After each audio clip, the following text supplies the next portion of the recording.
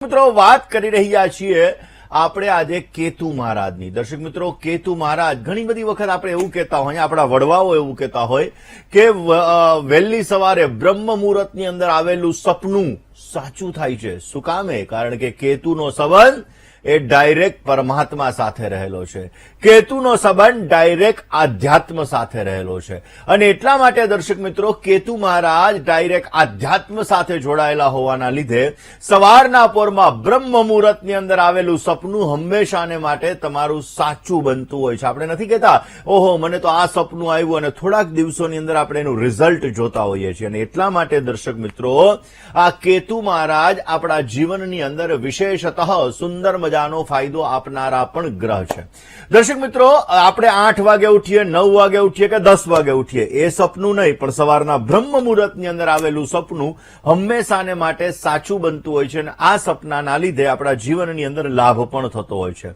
હવે દર્શક મિત્રો, બ્રહ્મ મુહૂર્તની અંદર જે લોકો સવારના વહેલા ઉઠી જાય, મેડિટેશન કરે, ધ્યાન કરે તો આવા લોકોનો કેતુ સારો રહેતો હોય છે। પહેલા પહેલા આપણે એ વસ્તુ જાણવી જરૂરી છે કે કેતુ મહારાજ આપણા જીવનની અંદર કેવા પ્રકારની સમસ્યાઓનું સર્જન કરે।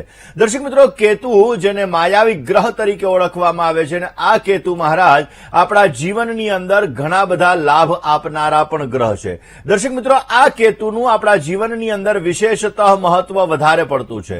જ્યારે રાહુ મહારાજ આપણને આધ્યાત્મની અંદર કારણ કે લાભ આપતા હોય છે, રાહુ મહારાજ આપણા જીવનની અંદર બેટર રિઝલ્ટ આપતા હોય છે, રાહુ મહારાજ આપણા જીવનની અંદર માયા ઉત્પન્ન કરાવડાવતા હોય છે અને કેતુ મહારાજ એને ડિટેચ કરતા હોય છે। કેતુ જે સ્થાનની અંદર બિરાજમાન છે એ સ્થાનને ડિટેચ કરાવડાવે। એક્ઝામ્પલ તરીકે તમારા લગ્ન સ્થાનની અંદર કેતુ મહારાજ બિરાજમાન છે તો લગ્ન સ્થાન એ પર્સનાલિટીનું સ્થાન છે। આપણે નથી કહેતા first impression is last impression. તમારી ઇમ્પ્રેશન કેવી પાડવી એ તમારા લગ્નના સ્થાન ઉપર આધાર છે અને આ લગ્ન ભુવનની અંદર જ્યારે કેતુ મહારાજ બિરાજમાન હોય ત્યારે વ્યક્તિના ડિટેચ કરાવડાવે છે, વ્યક્તિની પર્સનાલિટીને ડિટેચ કરાવડાવે છે। વ્યક્તિના જીવનની અંદર બીજા સ્થાનની અંદર એટલે કે પરિવારના ભાવની અંદર જ્યારે કેતુ મહારાજ બિરાજમાન હોય તો એ પરિવારથી એને અલગાવ રાખે છે, પરિવારથી એને દૂર રાખે છે, પરિવારને લગતી સમસ્યાઓનું સર્જન કરે છે અને આ જ કેતુ જ્યારે 7મા સ્થાનની અંદર આવી જાય તો 7મું સ્થાન એને દાંપત્ય જીવનનું સ્થાન કહેવાય, 7મું સ્થાન એને ભાગીદારીનું સ્થાન કહેવાય અને આવા લોકો પોતાની પત્ની સાથે, પોતાના પતિ સાથે ડિટેચ રહેતા હોય છે અને એના લીધે બંને વચ્ચેનો જે ક્યાંક ને ક્યાંક જોવા જઈએ તો મનમેળ છે એ મનમેળ ન રહેતો હોય અને જીવનની અંદર સમસ્યાઓનું સર્જન થાય। દર્શક મિત્રો, એટલા માટે જે જગ્યાએ કેતુ મહારાજ બિરાજમાન હોય ને એ વસ્તુને તમે એટેચ કરીને ચાલશો। એક્ઝામ્પલ તરીકે તમારા પરિવારના સ્થાનની અંદર કેતુ મહારાજ છે તો એ તમને પરિવારથી ડિટેચ રાખશે, પરંતુ જો તમે પરિવારની સાથે હળી મળીને રહેવા માટેના પ્રયત્ન કરશો તો અવશ્ય એ કેતુનું પોઝિટિવ રિઝલ્ટ તમને મળશે। 7મું સ્થાન એ દાંપત્ય જીવનનું સ્થાન છે અને આ 7મા સ્થાનની અંદર પતિ અને પત્નીને ડિટેચ રાખે છે અને એટલા માટે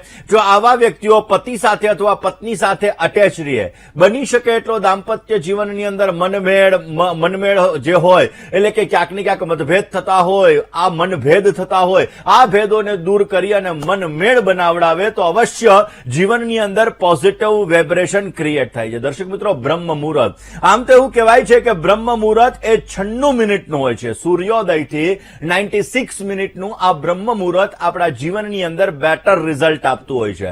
48 મિનિટ જે છે એ 48 મિનિટ સૌથી વધારેમાં વધારે ઉત્તમ પ્રકારનો ફાયદો આપતી હોય છે અને એટલા માટે દર્શક મિત્રો બ્રહ્મ મુહૂર્ત આપણા જીવનની અંદર અત્યંત લાભદાયી હોય છે। દર્શક મિત્રો, કેતુ મહારાજ જ્યારે આપણા જીવનની અંદર કેતુ મહારાજ સમસ્યાઓનું સર્જન કરે ત્યારે સ્કિનને લગતી સમસ્યાઓ ઉત્પન્ન કરાવડાવે છે। કેતુ આપણા જીવનની અંદર જ્યારે સમસ્યાઓનું સર્જન કરાવડાવે ત્યારે ક્યાંક ને ક્યાંક જોવા જઈએ તો આપણા કાર્યક્ષેત્રની અંદર સમસ્યા ઉત્પન્ન થાય છે। હાડકાના ખાસ કરીને સાંધાના દુખાવાને લગતી સમસ્યા એ પણ કેતુના લીધે ઉત્પન્ન થતી જણાય છે। ક્યાંક ને ક્યાંક જોવા જઈએ તો સાંભળવાને લગતી સમસ્યા આ પણ કેતુના લીધે જ આપણા જીવનની અંદર ઉત્પન્ન થાય છે। દર્શક મિત્રો, જે લોકોને સંતાન પ્રાપ્તિની અંદર સમસ્યા થતી હોય તો એમાં પણ કેતુ ગ્રહનો ફાળો બહુ જ મહત્વ તકલીફોનો છે, સંતાનથી તમારે તકલીફ થતી હોય તો પણ કેતુ મહારાજ તમારા જીવનની અંદર સમસ્યાઓનું સર્જન કરી રહ્યા છે. આપણી બોડીની અંદર નસોને લગતી સમસ્યા, આ સમસ્યાની અંદર પણ કેતુ મહારાજ ક્યાંક ને ક્યાંક આપણા જીવનની અંદર સમસ્યાઓનું સર્જન કરતા હોય છે અને તકલીફોનો દોર પણ વધારતા હોય છે. દર્શક મિત્રો, ઘણી બધી વખત એવું બનતું હોય છે કે દાંપત્ય જીવનની અંદર સમસ્યા આ કેતુ ગ્રહના હિસાબે જ પ્રાપ્ત થતી હોય. દર્શક મિત્રો, જ્યારે કુંડલીની અંદર કેતુ મહારાજ નબળા છે ત્યારે આવા વ્યક્તિઓને ઘણી બધી સમસ્યાઓનો સામનો કરવો પડે. ઘણી બધી તકલીફો, ઘણી બધી સમસ્યાઓ, ઘણી બધી તકલીફોનો સામનો કરવો પડતો હોય અને આવા વ્યક્તિઓ હંમેશાને માટે વિવાદની અંદર જ રહેતા હોય છે. જેનો કેતુ ક્યાંક ને ક્યાંક સમસ્યાઓ આપે, આવા વ્યક્તિઓને સરકાર તરફથી પણ સમસ્યાઓનું સર્જન થાય. હવે માની લો તમારે કેતુની મહાદશા ચાલી રહી છે, કેતુ ગોચરની અંદર તમને પીડા આપે છે, તો એ સમયગાળા દરમિયાન તમારે સરકાર સાથે મતભેદ ઉત્પન્ન થાય ને સરકાર દ્વારા તમે ક્યાંક દંડનીય, ખાસ કરીને દંડનીય કાર્યવાહી તમારી સામે થઈ શકે. અને એટલા માટે દર્શક મિત્રો, કેતુ જ્યારે આપણા જીવનની અંદર સમસ્યાઓનું સર્જન કરતો હોય ત્યારે કાનૂની સમસ્યાઓ, કાયદાકીય સમસ્યાઓ, આ સમસ્યાઓનો પણ આપણે સામનો કરવો પડતો હોય છે. દર્શક મિત્રો, કેતુ માટે કયા ઉપાયો કરવા? બ્રહ્મ મુહૂર્તની અંદર ધ્યાન કરવું જોઈએ. કારણ કે બ્રહ્મ મુહૂર્તની અંદર સવારના પોરમાં જ્યારે વહેલા ઉઠી અને તમે બ્રહ્મ મુહૂર્તની અંદર ધ્યાન કરો છો તો એ કેતુ મહારાજ જે આધ્યાત્મના કારક છે, એ કેતુ મહારાજ ડાયરેક્ટ પરમાત્મા સાથે તમને એટેચ કરે છે અને એના દ્વારા તમારા બોડીની અંદર રહેલી કેતુની એનર્જી પોઝિટિવ થાય છે અને તમને સારો લાભ મળી શકે છે. આપણી બોડીની અંદર 7 ચક્ર હોય છે.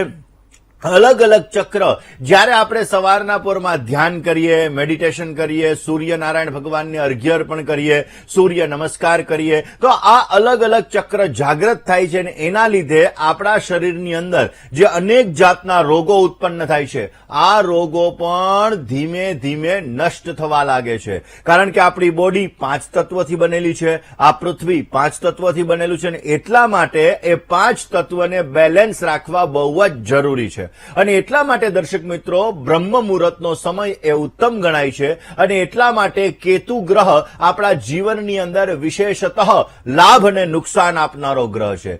જો કેતુ તમારો ખરાબ હોય તો તમારા જીવનની અંદર એક પછી એક સમસ્યાઓનું સર્જન કરે અને આ જ કેતુ તમારો સારો હોય તો તમારા જીવનની અંદર પોઝિટિવ વાઇબ્રેશન ક્રિએટ કરે, તમારા કાર્યોને સિદ્ધ કરે, તમારા જીવનની અંદર લાભાનુલાભ પણ ઉત્પન્ન કરાવડાવે. આ જ દર્શક મિત્રો, કેતુ વિશે હજી રહસ્યમય વાતો આપણે કરતા કેતુ મહારાજની આપણે ચર્ચા કરી રહ્યા છીએ. દર્શક મિત્રો, ઘરની અંદર સકારાત્મક ઉર્જા પ્રાપ્ત કરવા માટે કેતુ મહારાજ બહુ જ મહત્વનો ફાળો ભજવતા હોય છે.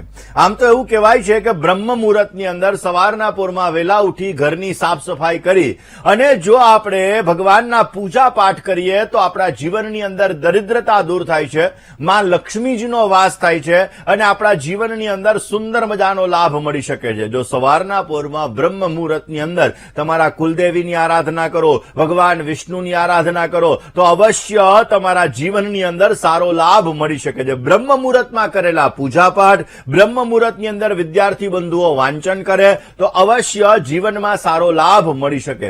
હવે કોઈ વ્યક્તિના 5મા સ્થાનમાં કેતુ બેઠો છે તો આવા વ્યક્તિને નવું શીખવાની ઈચ્છા નહીં થાય. આવા વ્યક્તિઓ નવું શીખવા માટે ડિટેચ રહેતા જણાશે ને એટલા માટે દર્શક મિત્રો, કેતુ ડિટેચમેન્ટનો પણ કારક છે, કેતુ કટ્ટરતાનો પણ કારક છે, કેતુ આધ્યાત્મનો કારક છે, કેતુ મહત્વાકાંક્ષાનો પણ કારક છે. હવે દર્શક મિત્રો, ઘણી બધી વખત એવું બનતું હોય છે કે લોકો સમજ્યા વિચાર્યા વગર નિર્ણય લઈ લેતા હોય, પરંતુ કેતુ મહારાજ જેનું નીચેનું ધડ છે, ઉપરનું મસ્તક નથી, આવા વ્યક્તિઓ જીવનની અંદર કોઈ પણ વસ્તુનો ફેસલો લેવો હોય તો થોડું વિચારવું બહુ જ જરૂરી છે. જો વિચાર્યા વગર કરેલો ફેસલો જીવનની અંદર સમસ્યાઓનું સર્જન 100% કરે છે.